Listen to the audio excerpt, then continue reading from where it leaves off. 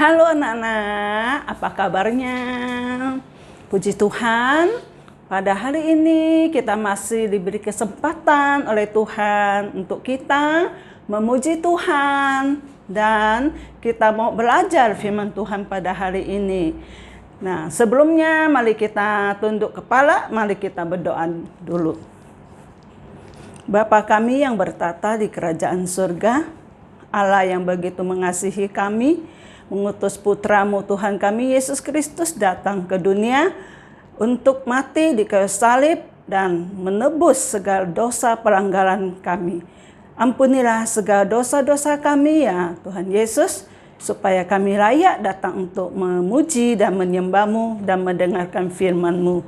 Terima kasih Bapa, kami mengucap syukur hanya di dalam nama Tuhan Yesus. Amin. Nah, mari kita memuji Tuhan. Pada hari ini kita memuji Tuhan, yaitu di dalam dunia. Di dalam dunia hanya ada dua jalan ya. Kalau kita pilih yang sempit, kita akan masuk ke surga bersama Tuhan Yesus. Ya, mari kita nyanyi. Di dalam dunia ada dua jalan.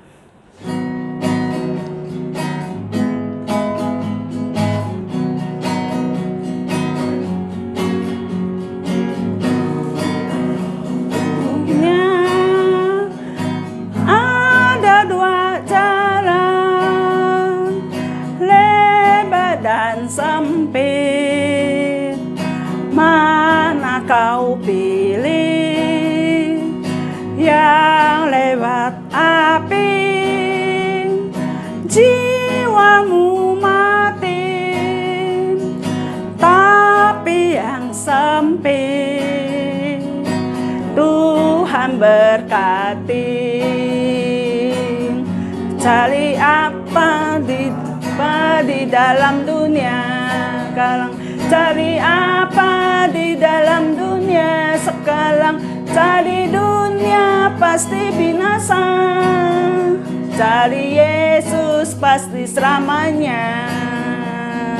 Ya, kita nyanyi lagu kedua yaitu Hati yang Gembira. Kita walaupun dalam kondisi apapun juga ya, dalam kesusahan, kesedihan, tapi kita ada hati yang gembira karena Tuhan kita baik ya. Mari kita nyanyi Hati yang Gembira.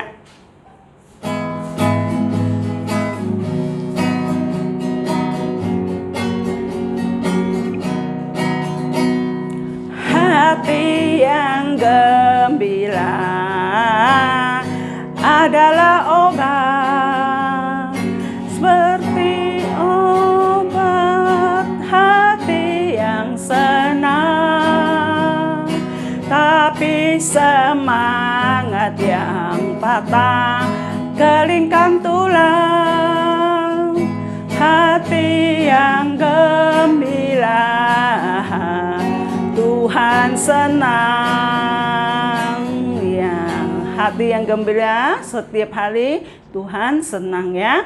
Dan kita akan memuji Tuhan lagi, satu pujian lagi sebelum kita mendengarkan firman Tuhan, yaitu Dia harus makin bertambah.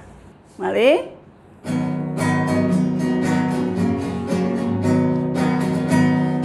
Harus makin bertambah, ku harus makin berkurang. Nama Yesus saja disembah, ku di tempat paling belakang. Bila Yesus ditinggikan dan salibnya diberitakan, pasti Dia menarik semua orang datang kepadanya sekarang. Ya, kita akan siapkan hati kita Anak-anak harus duduk diam ya, kita akan mendengarkan firman Tuhan. Nah, kami serahkan kepada Lause yang akan menyampaikan firman Tuhan. Halo anak-anak, senang sekali Lause Indri dapat kembali berjumpa dengan kalian dalam pembelajaran firman Tuhan kita. Dan sebelum kita memulai pembelajaran firman Tuhan kita kali ini, Lause akan memimpin kalian di dalam doa. Mari kita berdoa. Tuhan, Allah Bapa kami yang bertata di atas kerajaan sorga, Allah yang kekal, Tuhan yang telah menciptakan langit, bumi beserta isinya, kami mengucap syukur ya Bapa untuk pimpinan-Mu sehingga kami dapat kembali beribadah ke rumah-Mu.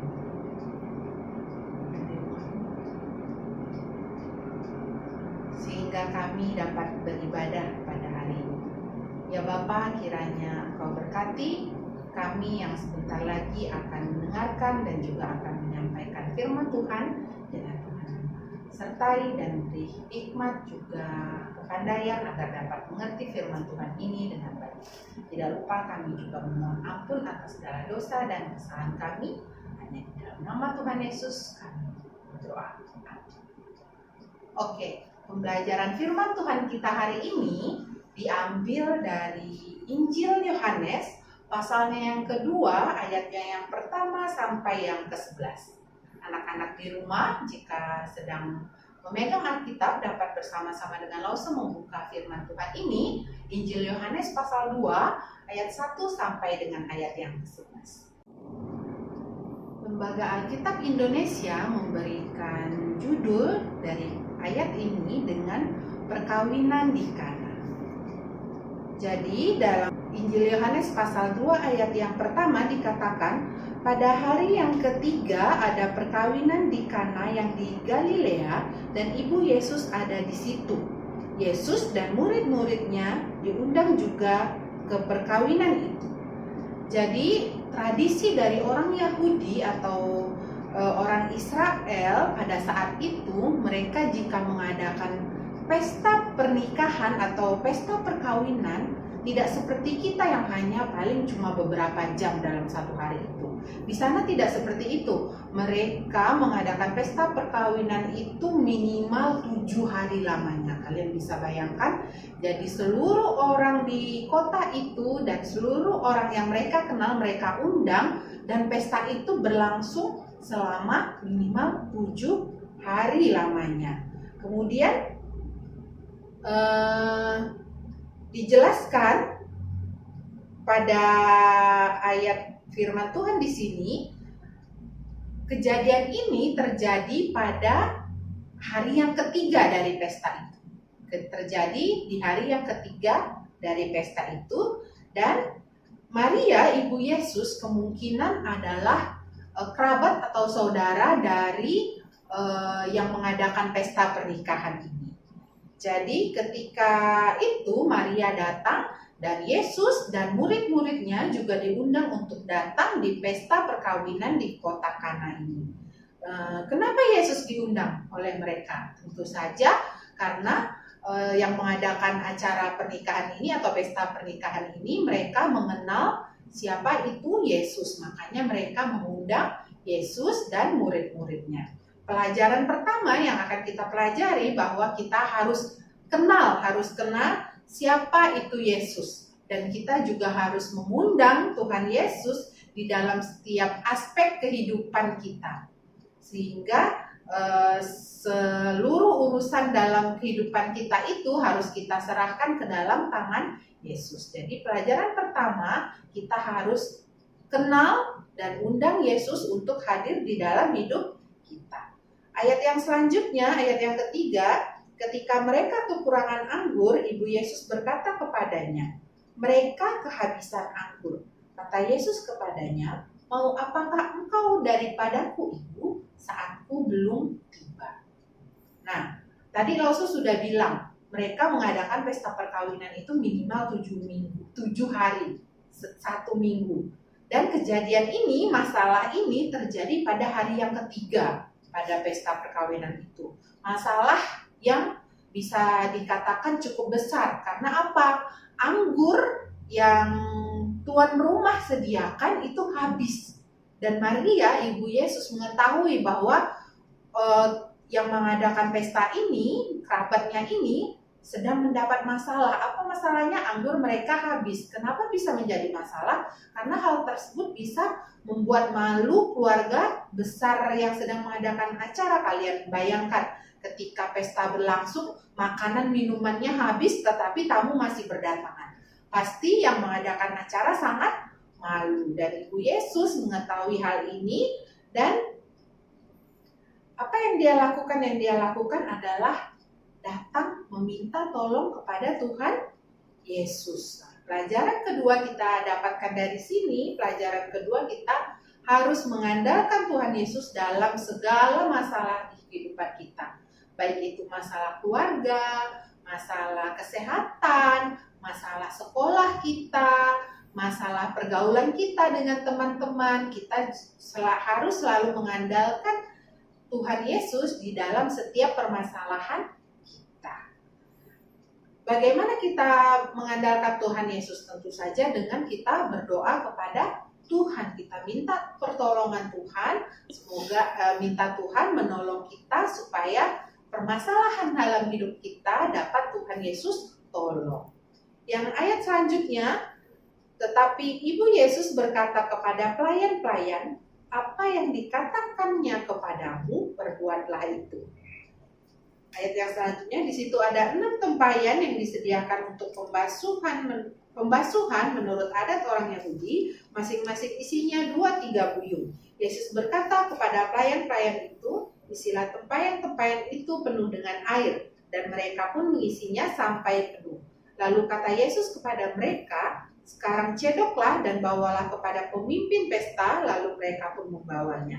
Setelah pemimpin pesta itu mengecap air yang telah menjadi anggur itu, dan dia tidak tahu dari mana datangnya, tetapi pelayan-pelayan yang mencedok air itu mengetahuinya, ia memanggil mempelai laki-laki dan berkata kepadanya, setiap orang menghidangkan anggur yang baik dahulu, dan sesudah orang puas minum, barulah yang kurang baik. Akan tetapi engkau menyimpan anggur yang baik sampai sekarang.